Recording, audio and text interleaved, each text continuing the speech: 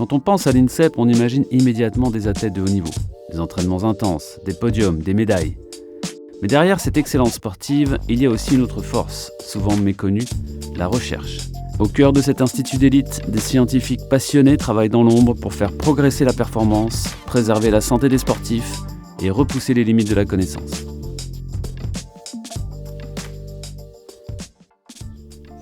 Je m'appelle Hélène Joncheret, je suis chercheuse en sociologie au laboratoire Sport Expertise et Performance de l'INSEP. J'ai grandi dans un cadre qui ressemble un petit peu à celui-ci. J'ai grandi à la campagne, entre Angers et Saumur.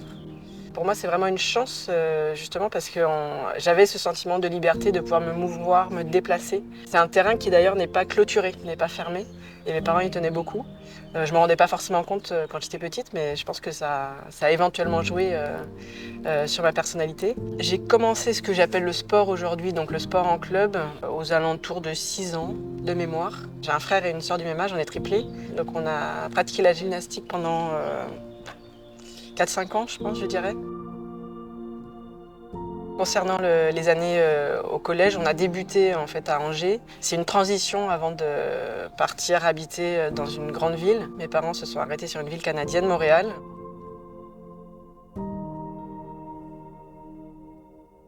Je me souviens très bien que quand on arrive autour du baccalauréat, on est encore à Montréal. Et là, il s'agit de rentrer en France. Et je découvre, je crois sur un papier, STAPS, Sciences et Techniques des activités physiques et sportives. Je finis par avoir une place en STAPS à Paris puisqu'on arrive finalement en région parisienne. Mais je suis ravie d'être là parce que je sais que ça va tourner autour du sport et autour des sciences. Et donc j'imagine que j'ai à peu près ma place puisque je viens d'un bac scientifique. Et j'ai le souvenir de quelque chose de collectif, de collaboratif aussi dans des disciplines sportives et qui est quelque chose que j'apprécie réellement. Et d'un point de vue scientifique, dans les disciplines, le souvenir que j'ai, c'est vraiment la multitude des disciplines auxquelles on avait accès. Des disciplines que je méconnaissais en histoire, en sociologie, en psychologie. Je pense qu'il faut attendre le Master 1 pour que je me dise « Ah, finalement, j'ai une préférence pour les sciences humaines et sociales. Je ne sais pas si je veux faire de la psychologie ou de la sociologie. Je choisis la psychosociologie, à défaut de choisir. »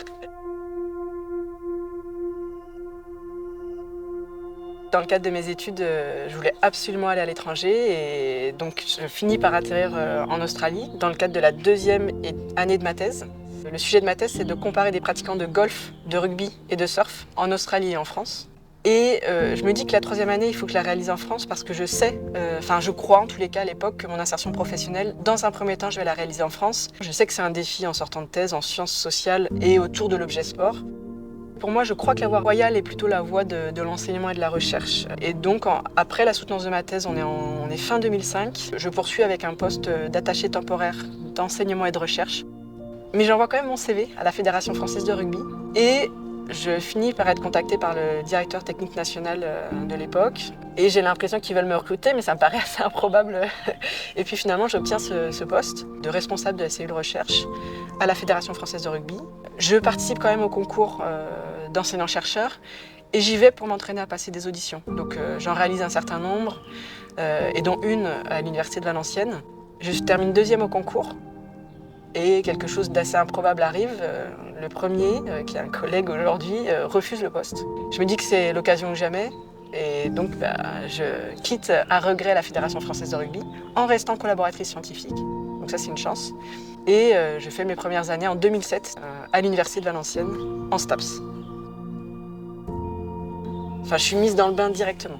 Vraiment tout de suite, avec gestion d'un master, master 1, master 2, et aussi la responsabilité des enseignements de sociologie. Donc une chance. Et mon objectif, c'est de revenir en région parisienne. Donc assez rapidement, je change de laboratoire et je réintègre un des laboratoires de l'université Paris-Cité. Donc au bout de 6 ans et demi à Valenciennes, et j'obtiens le poste de maîtresse de conférence à l'UFR-SAPS de l'université Paris-Cité, où il y a l'hélicoptère.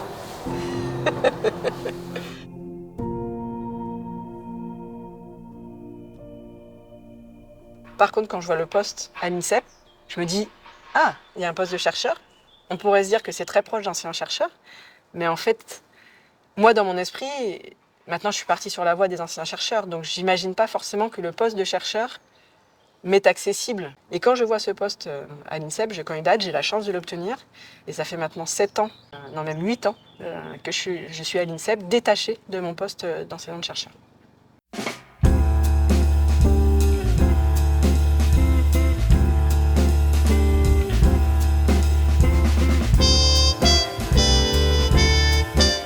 J'arrive à l'INSEP en tant que chercheur en sociologie, avec une mission forte d'accompagnement scientifique à la performance. Il a fallu attendre un certain nombre d'années pour qu'on fasse appel aux sciences humaines et sociales, et pour se dire que les sciences humaines et sociales pouvaient avoir un rôle justement dans l'optimisation des performances des sportifs, des entraîneurs.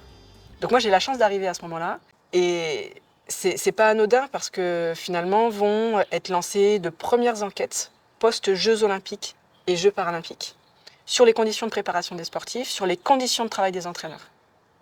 On est en 2017, donc moi je suis vraiment ravie d'arriver à l'INSEP. Peu de temps après, on annonce les Jeux à Paris.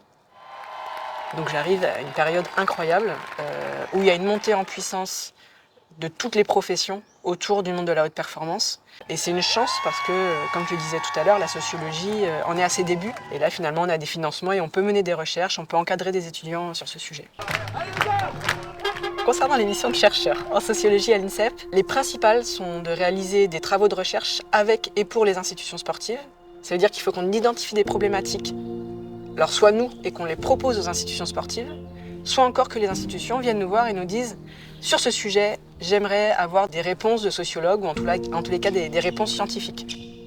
Depuis les Jeux de Rio, on renouvelle les enquêtes qu'on appelle les enquêtes post-Jeux olympiques et paralympiques auprès des athlètes et aussi auprès des entraîneurs, même parfois auprès du staff.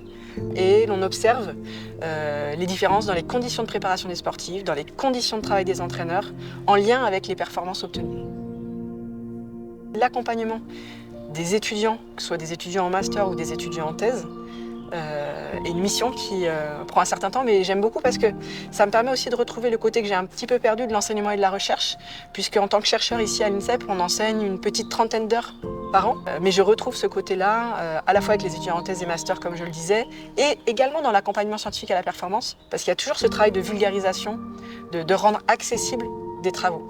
Donc, non pas de les simplifier à l'extrême, hein, il faut conserver la complexité du raisonnement, mais il faut que ce soit accessible pour des non-spécialistes.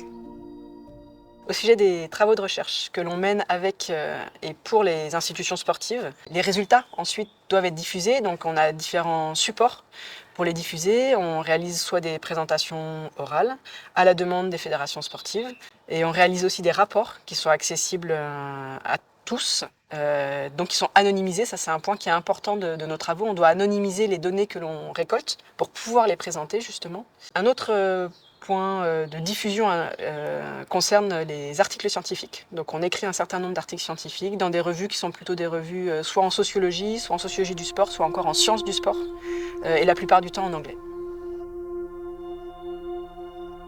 Le travail de chercheur, parfois, on peut l'imaginer comme étant un travail un petit peu seul, de l'ombre, oui, parfois, mais ça ne me dérange pas du tout.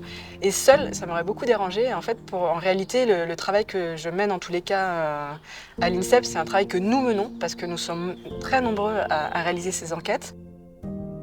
Donc le fait d'être nombreux, ça permet d'aller plus vite, et puis ça permet aussi d'avoir plusieurs points de vue, ce qui est vraiment très important pour prendre le recul nécessaire et réaliser des travaux scientifiques appropriés. Je sais pas quel mot te donner. Hein. Elle est bien, vous dites quoi, il est assez vite. Ça va bien avec le golf. Attends, la voiturette, c'est parfait.